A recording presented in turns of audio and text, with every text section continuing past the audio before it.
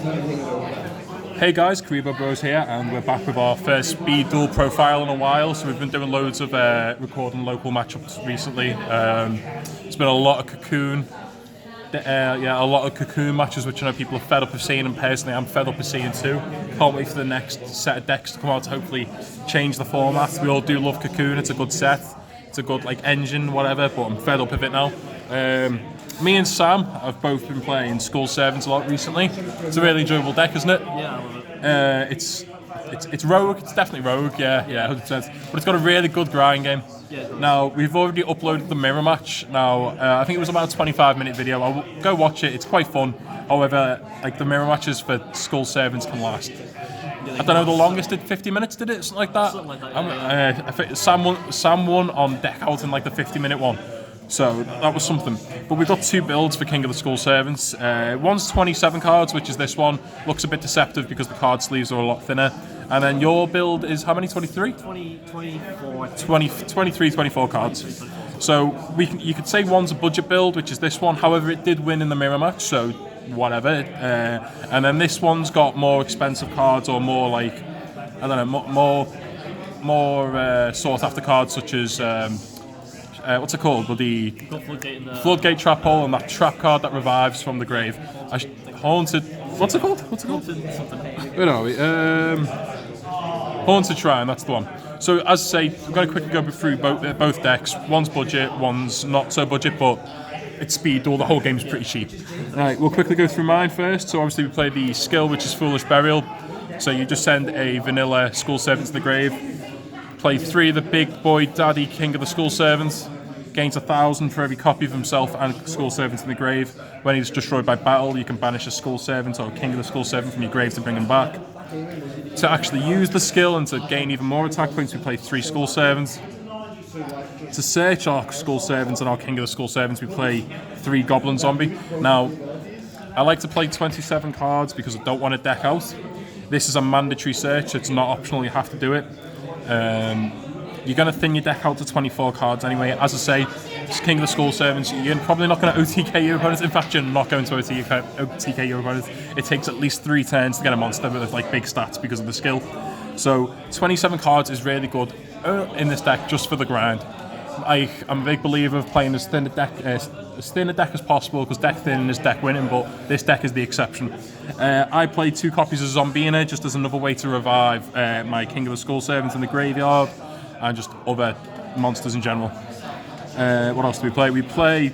I like to play 2 copies of Sphere Karibo, because it's just attack negation, but it's in your hand, so you don't have to set anything. Your opponent can't destroy it per se.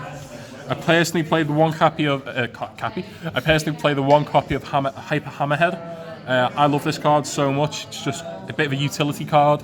You see it played in a lot of warrior decks at one, and a few other decks that just want to stall. And as I say, this is a 27 card deck, so this deck is prepared to stall the match out and win the deck out if necessary. But this can deal with stuff like your opponent's King of the Skull Servants when it's on a big boy attack stat, or stuff like Ultimate Great Moth. Onto the spells, I played 2 copies of Half Shut.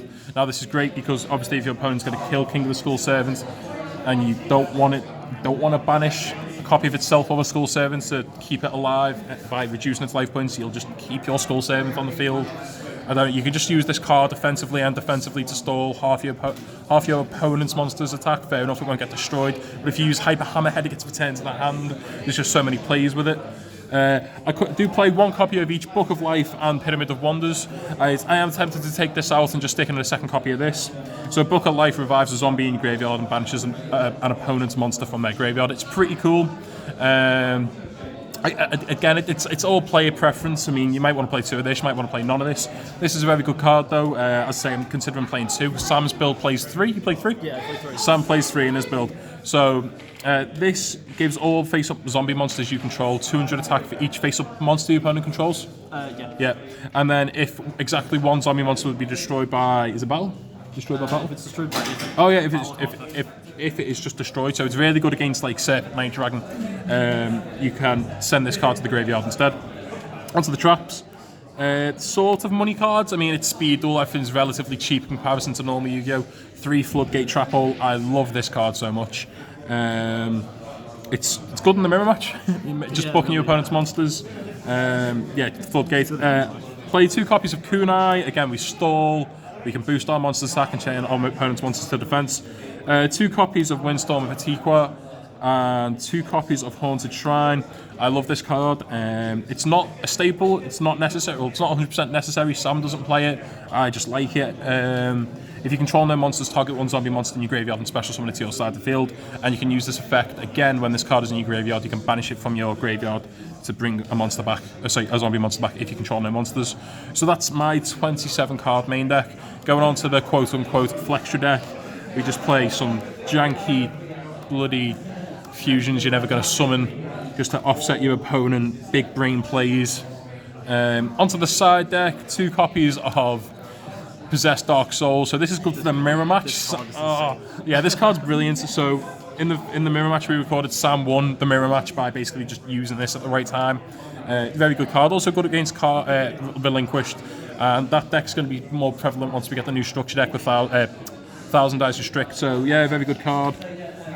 2 copies of Night Beam just because back row is a thing. And then I personally like to play the Forceful Checkpoint because our locals we get a variety of decks, so it's just good to side and stall and rip a card out your opponent's hand. So that's my build. Going on to Sam's build again, we play the skill you have to again.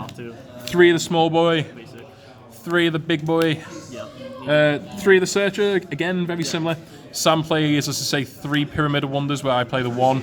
I probably should play 2. This is a very good card. It helps stall, helps get over your opponent's monsters. That 600 attack boost is very good. And you have less revive stuff as well. Like, yeah, these are late in game as well. Yeah, so just a really good option. Yeah. Sam plays 3 half shut. Yeah. Is this too much? What? I don't know. I play like 2. it. You like Sam likes 3. I'm not going to argue. As I say, he won the mirror match. What can I say?